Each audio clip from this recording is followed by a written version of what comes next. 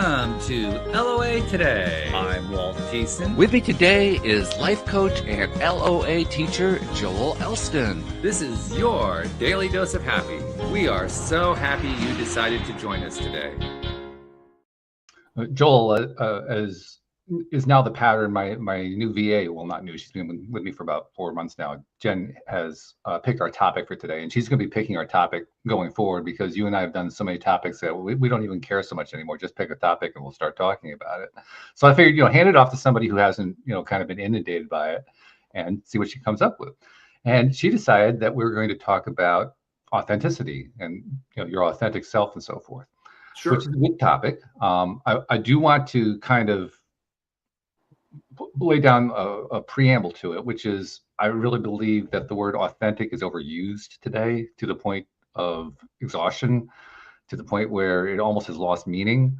But I can at least appreciate what it was originally intended to be meant by those who've been using it a lot lately. So I'm just going to go with that. But I just wanted to let you know that I have a little thing about authenticity. So if you hear me kind of go off the rails, you'll know why. Just okay. Nice to know. Good to know.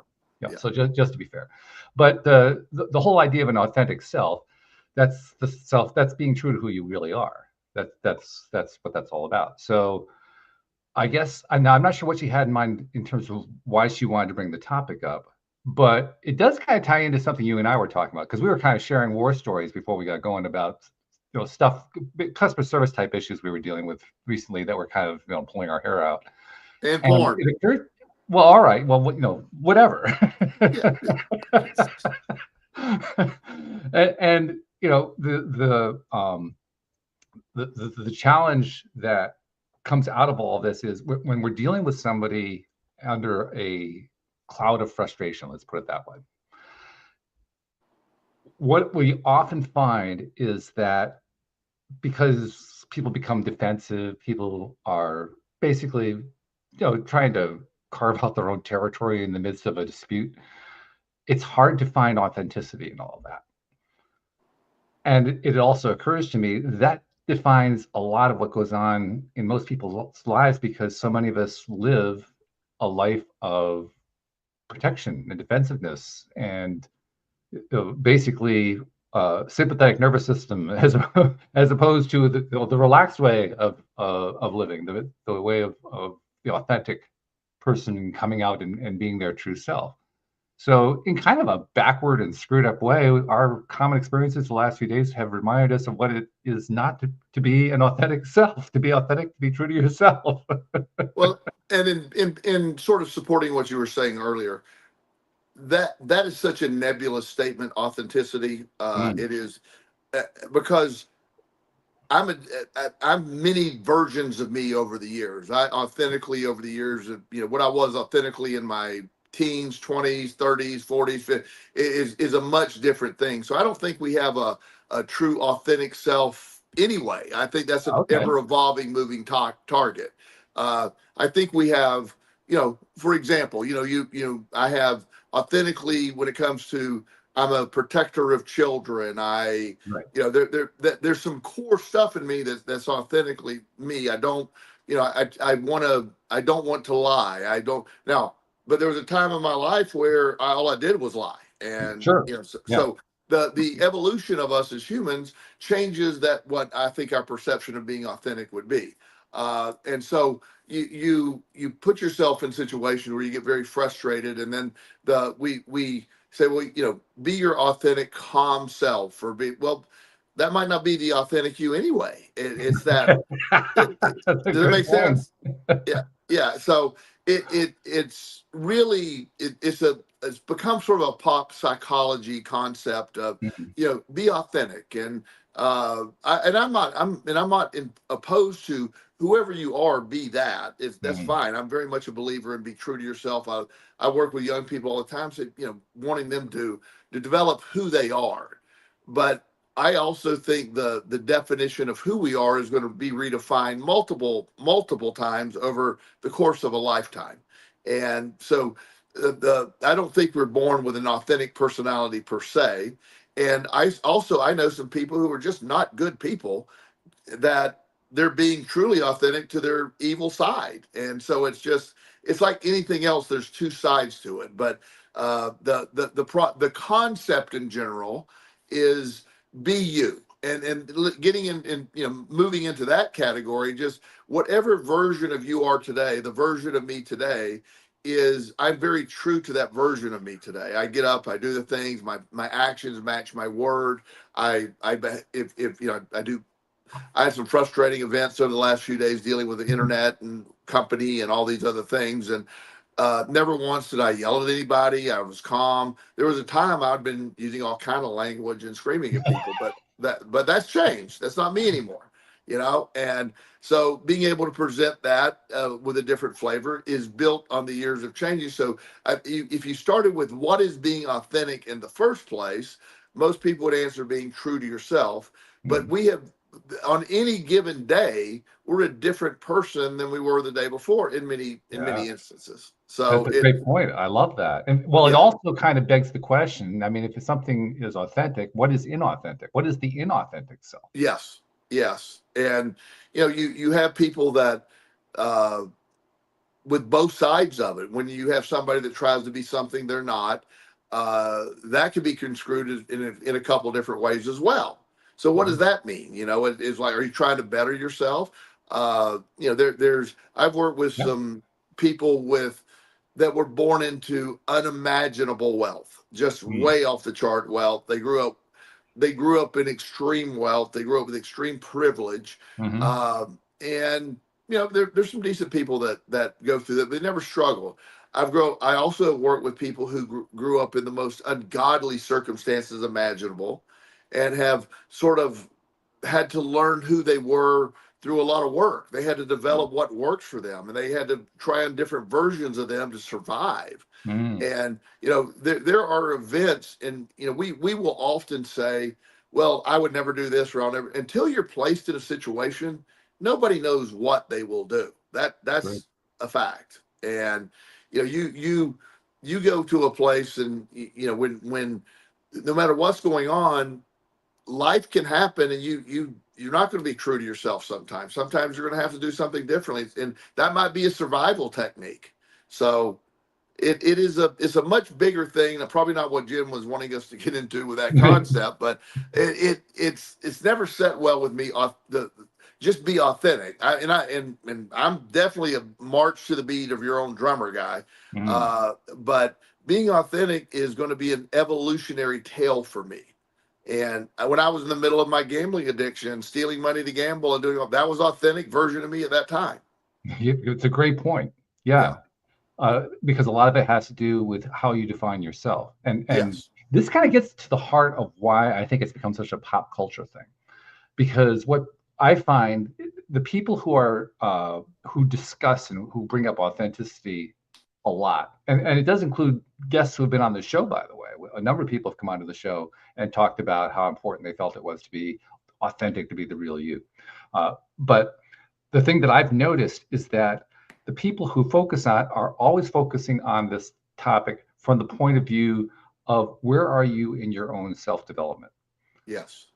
So authenticity is really defined in terms of either where you are or where you want to be in your own self-development. That's where I think you're going to get a lot of confusion coming into it, because heck, there are times where I have a different idea day to day where it is that I want to be, let alone having a clear, objective, third point of view, idea of where ideally I want to be 10 years from now or something like that. Right. That's confusing. So if you have that level of confusion just trying to define it, well, it's no wonder the whole thing kind of gets overused.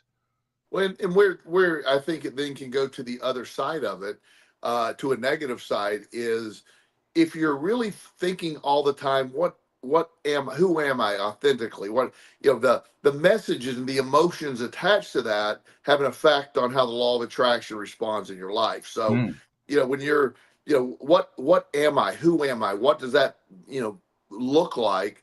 When you start defining that, especially if you have a negative bias to that, and there's just a lot of purpose, a lot of changes. We all develop in whatever way we're going to develop with the events that happen to us over the years. And hopefully we do grow from it. And you become uh, someone that the authenticity you're speaking of can be something you're proud of. But it is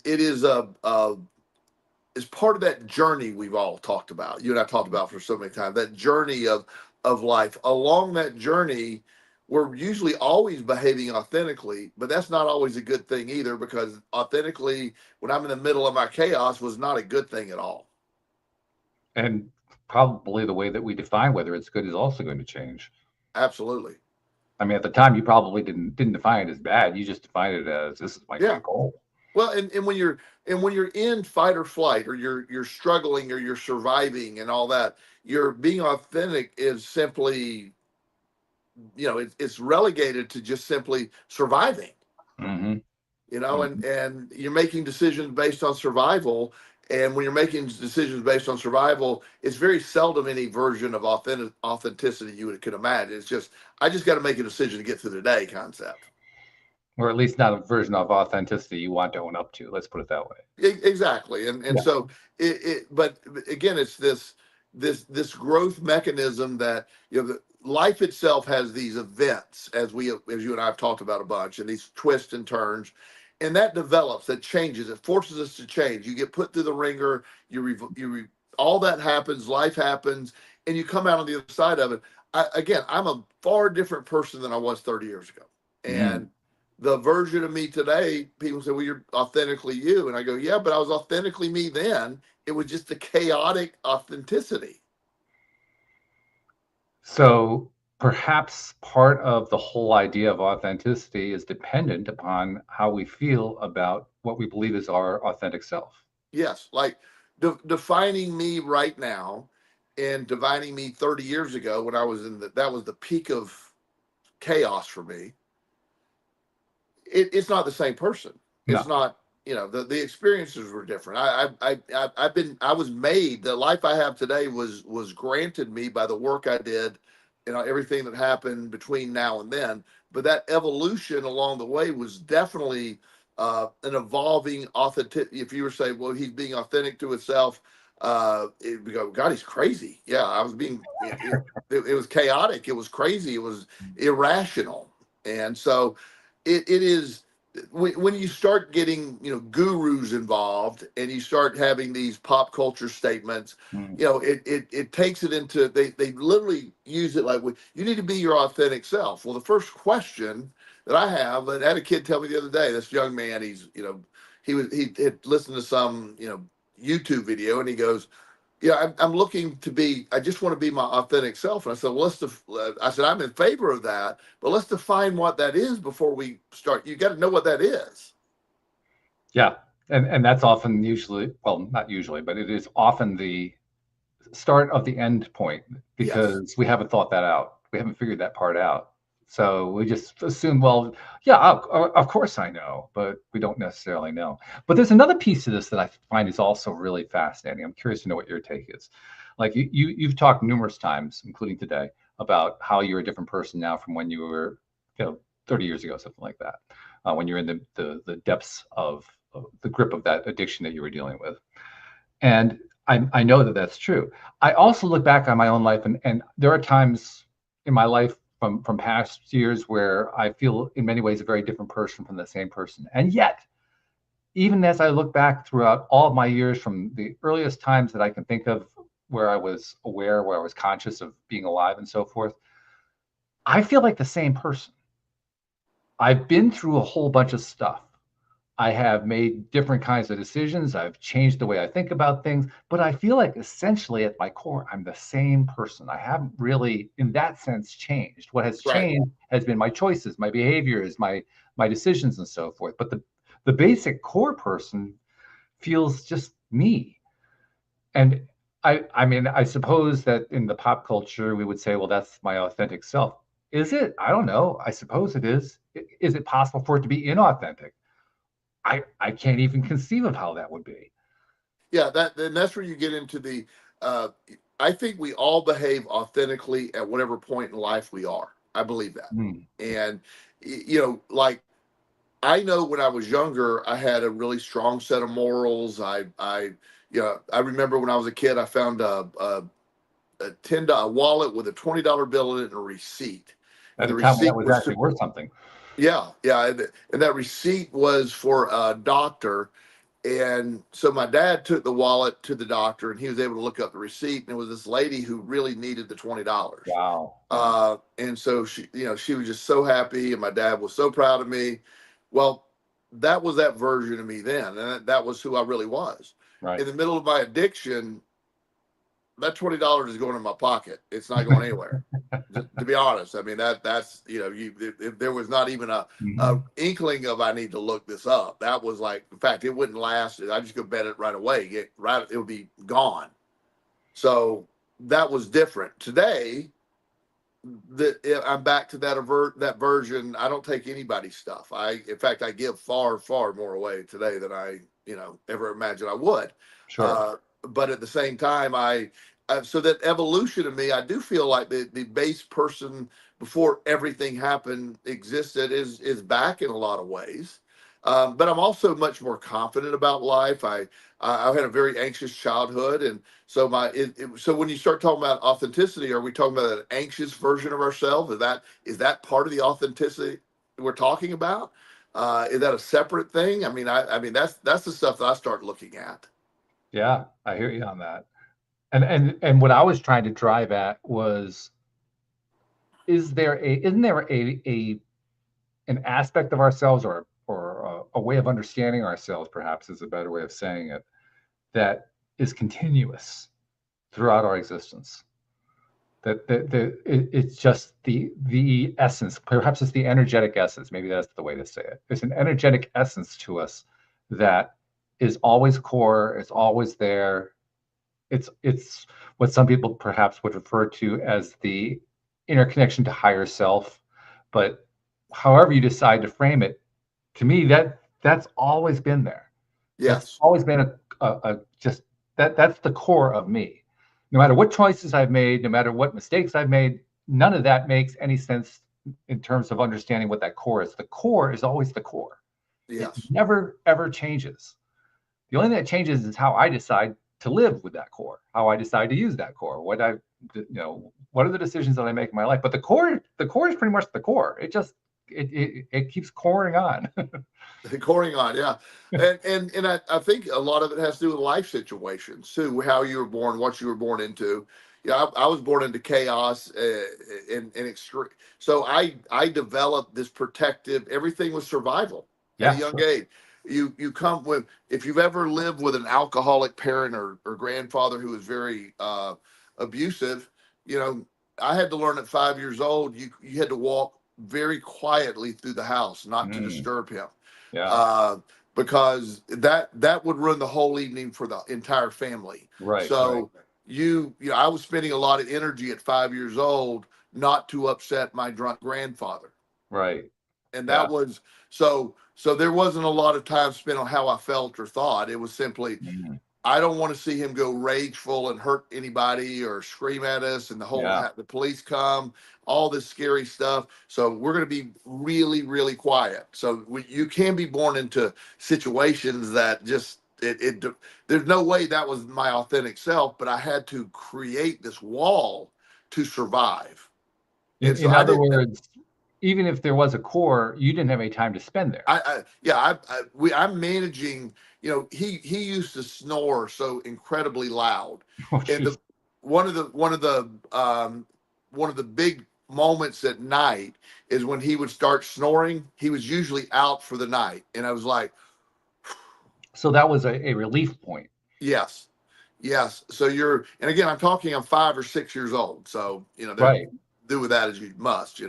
But it was this event. So there are things, and as you know, I don't complain about my childhood. I don't feel I'm a victim of my childhood. I believe everything that happened made me the man I am today. So I'm not rehearsing this in a way that is but just explaining that you didn't grow up in the childhood I did, Right. and I didn't have. So number one for me was, I don't want to see him go off and you know, beat my grandmother or hurt me or hurt my mom. Right. So we just need to be quiet, just quiet. And Right. and so that if somebody says, "Are you being your authentic self, Joel?" Shh, shh, don't say any words. Don't say any words.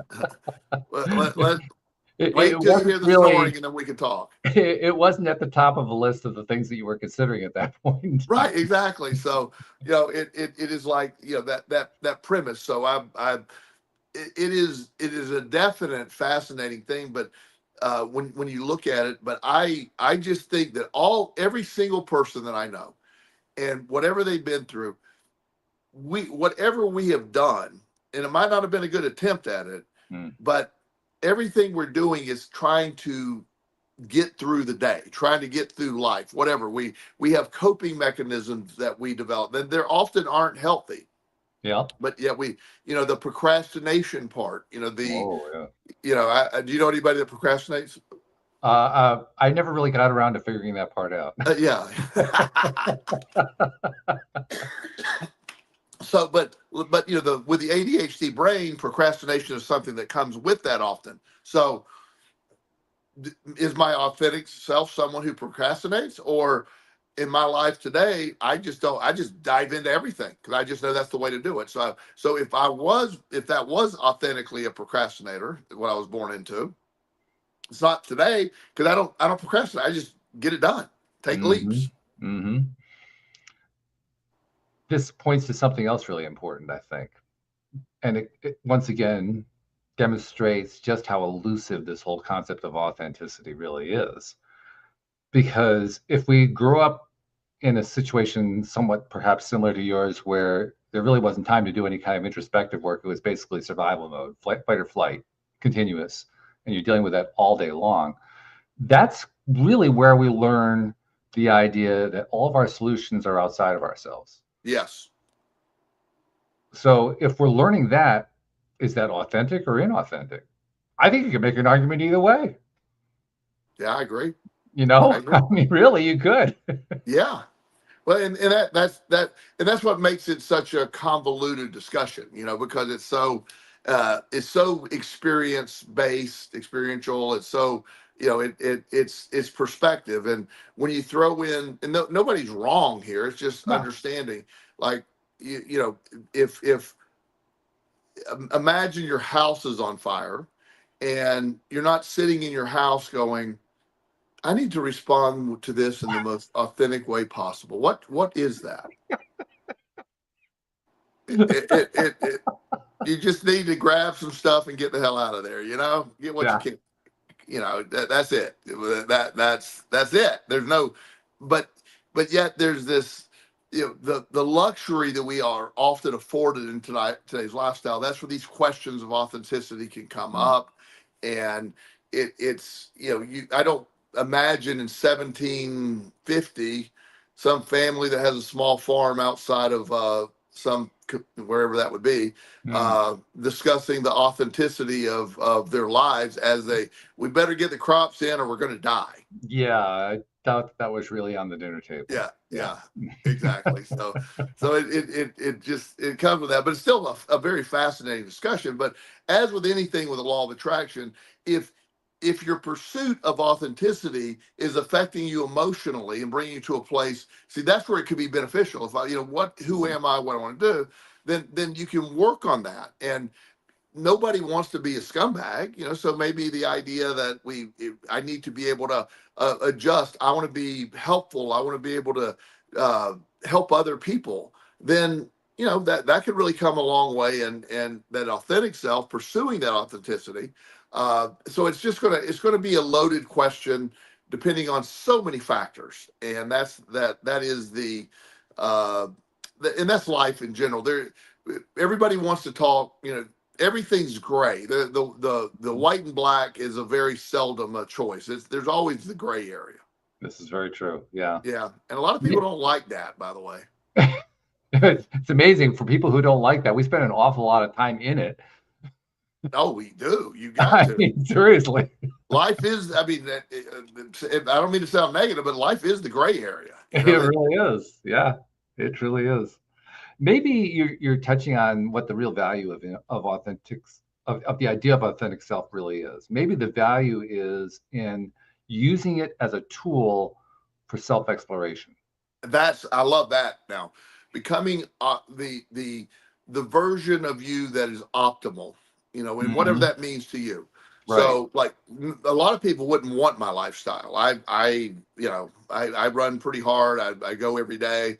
Uh, when I get all the questions all the time. When are you going to slow down? When are you going to retire? It's just, that's not happening. And I'm good with that. That's what I want. That's not out of necessity. It's just how my brain works. I love my life. I love my career. I love it, and that I get the results that match that. But that's not going to be everybody else. There's some people that would like absolutely wouldn't remotely want my lifestyle. Sure, sure. And so being authentic to them, like are you being authentic to yourself? I'm being authentic to the version of me that makes me the most happy. Which is now there, I think we're starting to zero in on it. There you What makes go. you most happy? Yeah. That's one of the first questions to ask yourself when you're trying Yes. to identify what you really want, what it is that Yes. you're really after, what's important to you, what your value structure is. Completely. Yes. Because once you start asking those questions and then answering them, I guess you're first of all satisfying what the pop guru people think is important to do where authenticity is concerned, but you're doing something even more important. You're aligning your life with the direction you want it to be in. Yes. There's nothing more important than that. Absolutely. At Yeah, all. yeah. So maybe it does have a role, even if it's something we can't really define very well. Yeah. Well, but I think that to me that was sort of the point of where I saw it when I heard the question Hmm. is this isn't something you can define very well. It's not. Hmm. This isn't one of those black and white things. It's the idea that what does it mean to be have authenticity? It's like, well, it's you ask everybody and you're going to get a different answer, and ask them where they're at. If I go into prison right now and interview somebody in the middle of a 30-year sentence, and I'm going to say, well, what is being authentic like to you right now? Mm. I'm not going to like that answer probably. Not really. um, I'm not sure. I'm not. but I'm not even going to ask the question. Maybe you're more, daring than I am, but I'm not even going to ask that yeah, one. I don't want to. I don't. I probably know the answer to. I don't want to ask that question, but that's a whole different show. Uh, but seriously, it's just So that's what makes when people ask me, what should I do? What is this? And you know, it's like you're an individual, and we need to find the individuality within you. Again, march to the beat of your own drum. That's one of my favorite sayings. Mm. Now, that drum evolves, that drum changes. And so that the beat of that drum will change over the years. To me, that was always a better benchmark than authenticity. Is the beat of your drum is going to change with the evolution of your life. I believe that, and keep marching to that beat. It'll never let you down. We've mentioned in the context of talking about law of attraction, we've mentioned Abraham Hicks many times over the years on the show. And one of my favorite Abraham things is they like to use the analogy of the beating drum as a way to express the various teachings that they like to express. Yes. And the most common way that they use that phrase is to use it to describe focusing your attention on and doing something that you really don't want. So Ooh. they'll say you keep beating the drum of the thing that you don't want. You keep beating the drum of the thing that you're against. And they make the point that the more that you do that, the more that you attract of it. So they're making it as a way of teaching how law of attraction actually works. It's a great analogy. I think it's one of the reasons I liked Abraham so much. Yes. Because like you said, you march to the beat of your own drum. But even more importantly, from my perspective, you're the drummer. You are. You're the one who's setting that drum beat. So Yes. if you want to know what's going on in your life, look what you're beating the drum about.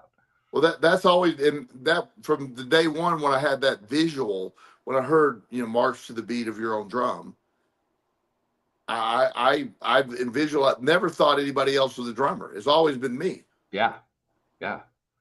And because it's always you, that's also it's almost like setting a trap for yourself. Yes. Because when you recognize that what you're trying to do is to march to the beat of your own drum and that you're the drummer, that kind of cuts off all your routes of escape from I'm responsible for my own life. Yeah. Because I'm the one who's drumming here. Yes. Yes. It's very annoying, actually. It is.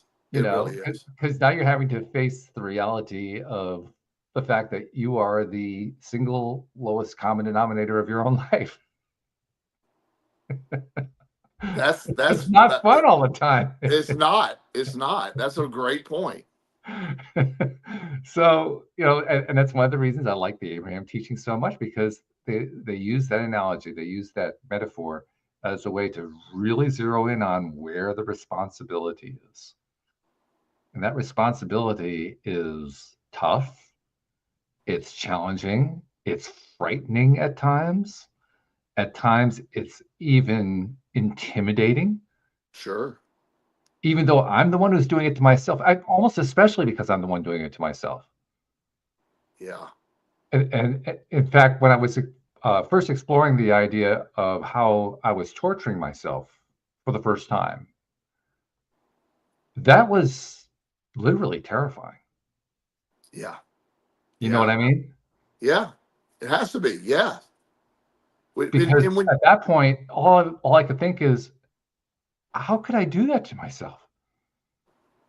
well, and because you didn't know any better, it was a habit. It was Yeah, developed. It was, you didn't know you were doing anything to yourself. that's right. That's the thing. That's right. And that's where, when we talk about Abraham Hicks, they're always big on identify your emotions, what you're feeling. Mhm. So when you are not treating yourself well, the emotions that go along with that are part of the emotional guidance scale. That's before you knew all that stuff. So why am I doing this? Why am I, the idea it feels productive. Worry, for example, feels productive and necessary at first. Mm. I know a lot of people that, one of my favorite questions that I'll have a client ask me, should I be worried about that? And I go, well, yeah, great. Let's see how that works. I love that advice. That's funny. Yeah. I mean, but what intrinsic value does worry have? It doesn't. Yeah, It I've gone off on that one a few times. The thing that it keeps doing, though, is it keeps rebounding back to me, because despite all the different ways that I've railed against worrying, guess what I spend far too much time doing? Yes. It's like, what the? And then Yeah. I realize that I'm beating myself up for doing something that I don't really want to be doing. Yeah, exactly. And that's the, the overthinking, the constant, not Yes. even about worry, but just thinking of every scenario, and anything that creates that Well, that within is you. worrying. It Well, actually is. it is, but most people want to separate them, and I don't. True. It's Fair point. Yeah. yeah. Overthinking is you're over rehearsing, which leads to anxiety, which leads to worry. It's it's all built into the same package, It and really is. Yeah. it doesn't offer anything. And No. if it were productive, I would recommend it. It doesn't offer anything. If it were productive, I'd be the most successful human being on the face of the Well, earth. Let me I tell mean, you. imagine all the neurotic people out there would be, That's leaders. right. Yeah. I mean, it would be amazing, but it Blessed just, are the neurotic, for they shall inherit the earth. yeah. And but in reality, it's people that, whatever it's going to be, it's going to be. And the worry, unless you're focusing, with any worry, one of the only formula that I know is, when I identify a overthinking or worrying process, what part of this is in my direct control? Mm. And if it is not in my direct control, then I cannot spend any time on it, because that's going to happen however that's going to happen. Mm. Yeah. And so I have talked to a client today that's very worried about world issues, political issues, and a lot of that stuff. And I I'm like, I don't have that same fear, because I don't know about this. Don't you worry about this or that? I don't, because I can't control it. And I want to respond to it the only way I can. And unless there's something I can do about it, why am I going to give it any energy? Yes. And that is one of the hardest things to learn. Yeah. It really is. That is one of Yes. the hardest things to learn. The idea that there are some things I simply cannot control, and that every time I try to do so, I am simply harming myself. Yes. Yeah. Because it's not what we want to hear. No. Not even No. close. No. But that's exactly. But that, like the whole concept of all that's going on. And I don't even know what's going on because I don't keep up with most of what's going on. And, but I certainly, I feel the energy of people that start talking to me about it. They're very worried. Yeah. Oh, yeah. They're very concerned. And, but if you understand what that does with you in the law of attraction, you're not going to fix it by worrying. You're drawing more attention to it. Yeah. I'm amused and saddened at the same time by an incident that happened recently. And I won't go into the details because it's not my personal business. But there was somebody I interacted with through social media who expressed an opinion about something kind of similar to what we're talking about here, something related to global issues, country issues, that kind of thing. And I made a point kind of along the lines of what we're talking about here, that if you change your way of thinking about something, your experience changes too. And he thought that was the stupidest thing he ever heard in his life. Yeah. He thought that was absolutely stupid. And I thought to myself, I know that guy because that was me. Yeah. I know exactly what that feels like. I know what that space is like. I know what that mindset is like. I don't want to go back there again. To borrow a phrase that you've used over and over again, I'm grateful for having gone through it because I learned a lot from it. And tying into what we were just talking about, there's nothing I can do about him. As much as I might want to, there's not a thing I can do about it. Yeah. Unless he's willing to start shifting, to open his mind in some way, to start considering alternatives, I can't help him at all. So what you're saying is he is out of your control. Totally. Yeah. And when you realize that, you just are never going to be able to. He will always think you're crazy. Yes. Yep. And funnily enough, I'm okay with that. Oh, yeah. I mean, I could not remotely worry about all the people that think I'm crazy. Well, that would, Lord, can you imagine?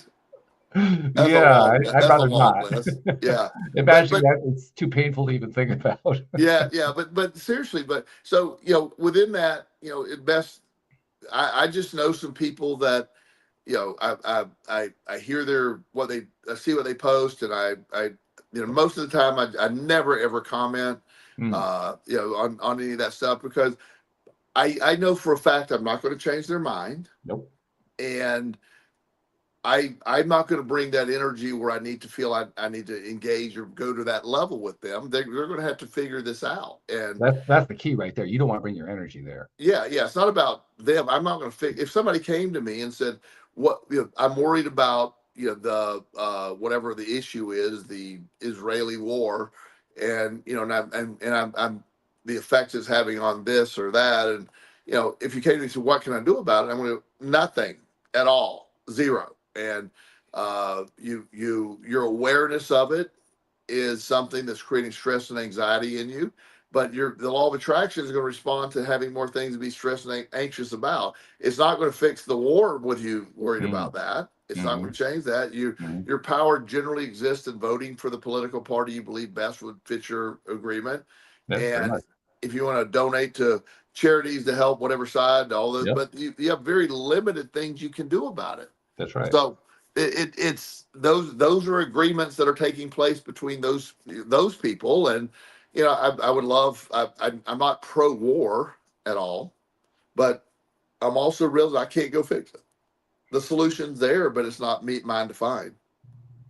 One of the harder parts for me was recognizing not only is it something I can't fix, but there are a lot of people who actively want war.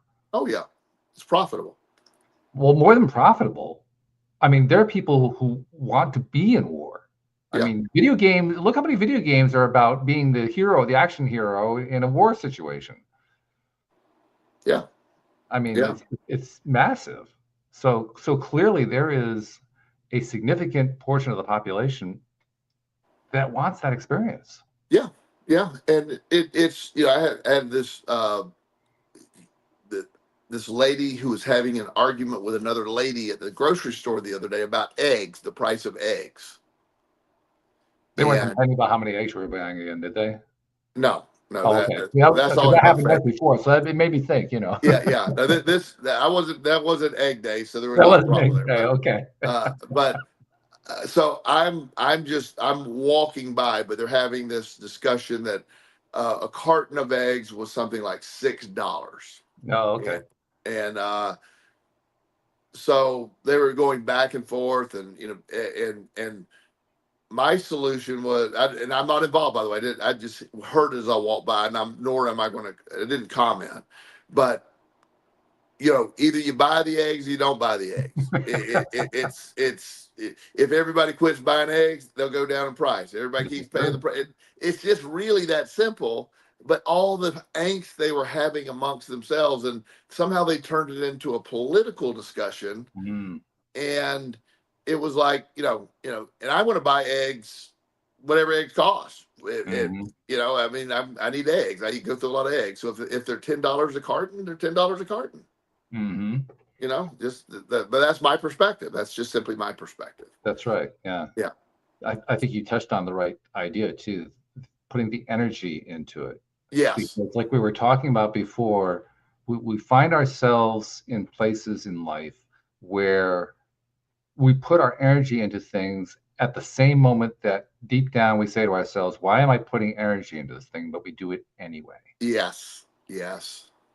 That's very common. I know from personal experience how common that is. It is extremely common. Yes, it really is.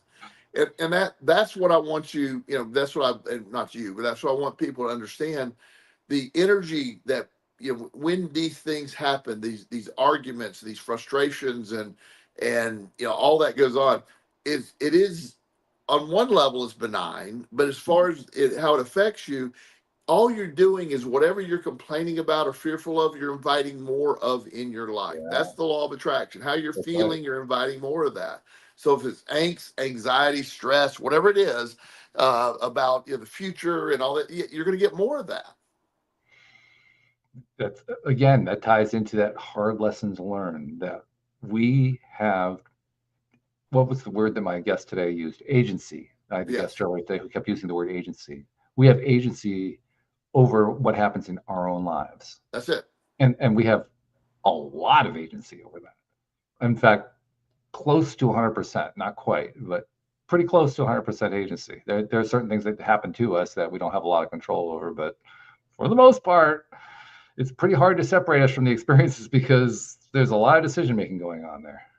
Well, and when you make the decisions over and over, this time of year, a lot of people are putting emphasis on their physical health. They go to the gym. Right. And, and I'm not judging anyone, but, so this lady at the gym the other day, she knew her and she's working out, good to see her and all that. And I heard her talking to her friend saying, I don't know why I'm so fat. Well, I didn't say anything. Yeah. But I could have probably answered a lot of that because of it's what you eat. It's how it works. And yeah, but what goes in stays in. Yeah, stays in.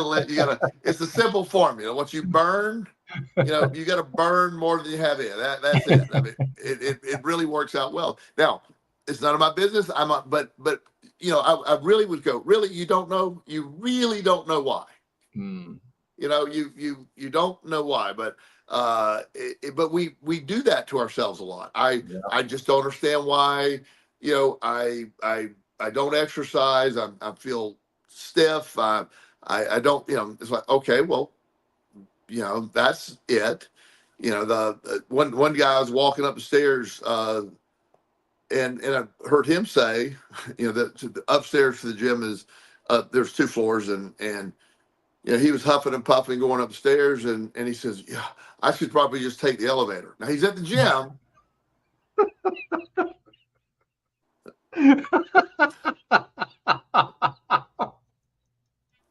So I didn't say anything, but I wanted to point out that mindset's probably why you're huffing and puffing going upstairs. That took a lot of personal integrity to not say something. Yeah, I don't. I've learned over the years. I just don't comment. It's not healthy for me or them. But especially with just absurd things. It's like the the guy was this one of my friends, not really a friend, but he I know he's an acquaintance. Sure. Mm-hmm. So about 10 years ago, he met his wife at a bar.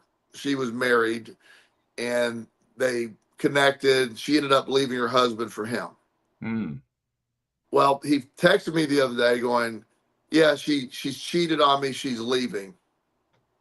That was And I go, he goes, and I don't know what happened. I go, yeah. "Oh," Mm-hmm. I said, "I'm sorry to hear that." I'm like, Mm. that's the least shocking thing that happened in your relationship. I mean, you literally met her Yeah. when she was married. I mean, of course she did that. That's her pattern. And I'm, but just don't act shocked, but just understand that's how it works. This is true. And yet Yeah. we're so good at deceiving ourselves. Well, and then the danger of deceiving yourself is the emotion that's attached to it.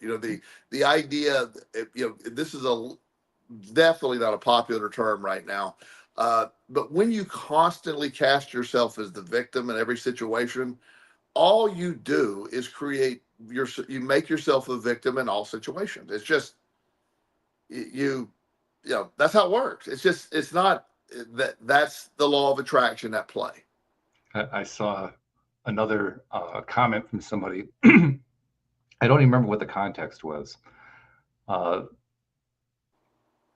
just don't remember. It's skipped my mind. But the comment was that you got to be careful about saying to someone that they're a victim because they could end up blaming themselves for Yeah. it. Yeah. And I said, well, wait a minute, isn't playing the victim, isn't that blaming? So how does that work again? Yeah, it don't try to go down that logic. No, but there I post on Facebook and on Instagram quite a bit. Instagram is more of a global following, and where Facebook is more friends answer that. right, yeah. But I'm there are groups of people that sometimes like this one lady called me a victim shamer because I'm a law of attraction believer. I shame victims. Yes. And shame on you, terrible. Yeah, and I of course I don't answer those things generally. But nonetheless, it's you hear that, and you that's how this keeps getting perpetuated in life. And that's that idea. Like, one of the things I noticed on social media is there's people, young people often will, and when they have their descriptions of who they are, I saw the other day, this young lady she said, "I am neurodivergent. She had like 5 diagnoses, which, by the way, they all couldn't exist. Oh, Because, really? yeah, they were all over. She could not have all those diagnoses just because they overlap. But she listed 5 things, mentally that were wrong with her, as like, this is my definition of me. Wow. And she's, and all her posts are negative, and I have the worst life ever, and I'm because of this, and I just really quick had to, I stopped reading it. Because it was just, I was like, oh, I feel bad just reading for it. But she's not going to hear that. That's right. Yeah, it's really sad, and and I think it's pervasive right now. And I am a helper of people. I'm not about shaming people. I'm a helper of people. But sometimes you got to be told to get off your ass and let's do something. That shit. Sometimes that is the answer. It sometimes is, and I think that's one of the reasons why it's so hard to look at this stuff when you're looking at yourself. Yes. When you're trying to examine this stuff up close, because my goodness, we have so many different ways that we crossed our own boundaries over the years. Yes. It's just not comfortable. Yeah. It just doesn't feel good to look at that stuff, and it can feel like an attack on your own personhood. I think that's where the whole authenticity thing really comes into it. Yes, because I agree with that. People who are saying be authentic, what they're really saying is, in a sense, be kind to yourself as you're examining yourself. Yes. Because that's the real you. Yes. The real you is the kind you. If you're if you're reinforcing the you that is constantly battering yourself, all you're doing is setting yourself up to be your own abuser. Yes, completely. That's really it. That's At it. the I mean, core. that's the bottom line. That's how it goes. So that's going full circle with the original topic, and that the idea that you know, what you eventually the story you tell about yourself, the subconscious programming of who you are, has taken place over decades Mm, for people our age at least. And so the idea that we have become accustomed to that negative programming, that negative dialogue, internal dialogue, or where you're just constantly putting yourself down. So that is reality. Everything you're mm, telling yourself is reality, but reality can only be based on you.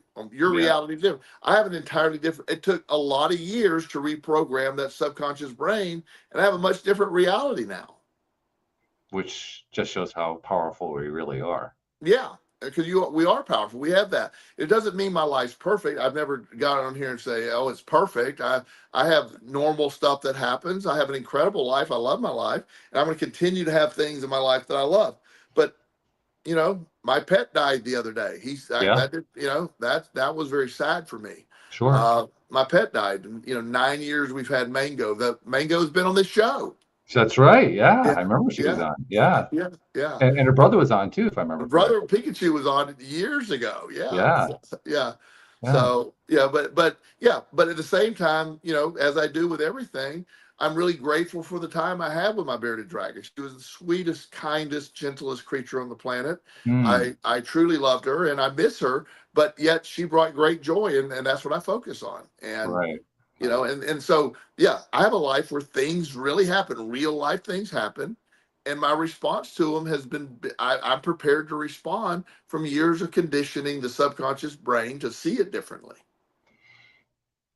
It's a testament to what you have done to grow yourself that you're Yes, able to do that. It's also a testament to what's possible. yes, I agree with And that. if I was going to summarize your story in just a couple words, you took what seemed impossible and made it possible. And I didn't even know what I was doing, And so you that didn't was even, cool. well, yeah, that's the longer version. Yeah. I don't know what I'm doing, but somehow, but again, finding, it all began. There's only one thing that really mattered. When I realized, and I can go on for hours about all the different things I learned. My perspective dictates my reality. Mm, Once I understood that, the law of attraction then started responding to my perspective. Now, this was a longer period of time because I had to believe that. But once I really started understanding that I don't have a negative internal dialogue anymore, I don't. It's just it's all I'm expecting things to work out. I had a frustrating call with Verizon a couple of days in a row trying to get internet straight up, but I'm nice to all the people. It mhm, was I was bringing that positive energy. I mean, we eventually got it conquered. It was mhm. um, but at the end of the day, I it didn't ruin my day. It was a part of my day. It was frustrating, but you know I'm also grateful to be in a position I could work around my schedule and make that happen. So it was okay. Yeah. And I was sharing with you before we got going how I'm dealing with a thing with QuickBooks right now. Yes. Is ongoing. It's been going for months. It's been particularly going for over a week now. It still has not achieved resolution. I don't even know if it will be resolved, which is a really weird thing to have to say. And is it affecting me? Yeah, it affects me. But all of the work that I've been doing over the last 12 plus years is paying off because Yes. as much as it affects me for 5 minutes and then I'm done. Yes. It's not affecting me throughout the rest of my day. After I get past those first 5 minutes, it's like shrug my shoulders. Well, what am I going to do next? No more messing around with it. No more, going on and on about it. No more, feeling frustrated and feeling worrying about it. Oh my God, how's this thing going to iron out? Like, it's beyond my control. Most of the stuff that is causing this to happen is outside my control. I have very limited things that I can do. I know what they are. I know which way I will go if certain things play out. I'm done. Yeah. Nothing else to do at that point. And once you've done and my Verizon issue was spread out over several days as well. Mhm. But once I realized at the end of that day there was nothing else to do, Yeah. I wasn't upset. The next day I attacked it again, and eventually I got to the. So the ability to be able to deal with things, because frustrating things are going to still happen. They do. There's going to be events within that, but also understanding they don't run days. They just, being frustrated is much different than losing your entire perspective. And never Mm. once did I say, "Man, my life sucks now." It's a stupid internet connection. It doesn't, I need it, but I don't, the world doesn't fall apart if I don't have it, That's right. you I know? think you touched on the thing that probably gives us our finishing point for the conversation. And I don't remember exactly just how you phrased it just now, but it ties back to the original concept. What is authenticity? What does it mean Yes. to be inauthentic and so forth? And a huge portion of that is, how do I feel about myself right now? That's Yes. literally what you were talking about. And being able to I almost said it when I said this, because it sounds equally as pop culture-ish psychology. So I don't even like to say it, but I don't hate myself anymore. Mm, I it sounds weird to say you love yourself, but I like who I have become. I really do. I enjoy me. I yeah. make myself laugh all the time. I'm hilarious. And I love that about you. Yeah. Yeah. But I truly enjoy life. I've gotten to a place where I really enjoy. I love the weirdness of life, the ups and downs. Now, that took me a while to get there. That wasn't an overnight thing, but being authentically me today is just enjoying it. How do you feel about yourself? Just getting up and going. And I'm going to screw up. I'm going to, you know, this guy sent me an email today. So I've sent you 4 emails trying to set up an appointment. I could have got defensive, and I go, "Yep, you did." And I gave him an appointment date. He goes, "I'll take it." I go, "Okay, good." He did. I just missed it. He stopped. Just missed it. When you get 70 emails every day and 50 Yeah. texts, it's hard to keep up. Oh yeah. Yeah, no doubt about that. I guess I wanted to finish up on this whole point of loving yourself, because you made the comment that you love your life, you feel good about yourself. Yes. And I'm remembering when I went through the mirror work a number of years ago, where I was working on trying to build up some self-love. I was trying to do that really hard thing where you look in the mirror and you tell yourself, "I love you," and so forth. Yes. And how difficult that was the first few times. But I was also blown away what happened after 30 days of that. Actually, it took about 17 to 18 days before it started to happen. I got to the point where just by doing that exercise, that negative chatter that kept going on all the time stopped. Mm-hmm. And with little exceptions here or there, it hasn't returned. I love that. That is just like, I have times like anybody else where things aren't going right. But if I can, I try to remember the fact that I left that chatter behind and it hasn't returned. Because it's such a point of of relief, of release, and a It really reminder is. that I really can do this. I Yeah. can do that kind of crap. I love that. That's strong. Yeah. Yeah. I think that everybody who goes on one of these learning curve paths has moments like that where they realize that was a turning point for me. It's not the turning point. It is a turning point. It is a point where I gained some self-improvement. I gained that authenticity we're talking about, where we're trying to reach at. Some people never have the turning point. They have a bunch of turning points. Yeah, I don't think I have ever had the turning point. I'm not even sure what that looks like.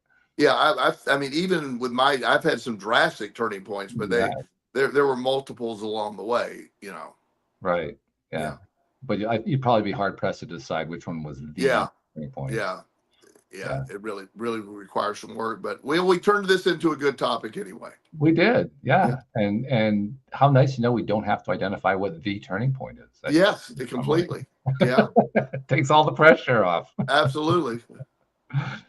So thank you so much, and I'm glad your issue got ironed out with Verizon. I'm hoping the same thing happens for me with QuickBooks, and whatever issues that our listeners are experiencing, I hope the same thing happens there. What I do know is this: shake it off. Shake it off. I love that. Have a good one, Walt. See you next week. Yep. See you next week. And thank you to our podcast listeners everywhere. We'll see you all next time here on LOA Today. Goodbye, everybody.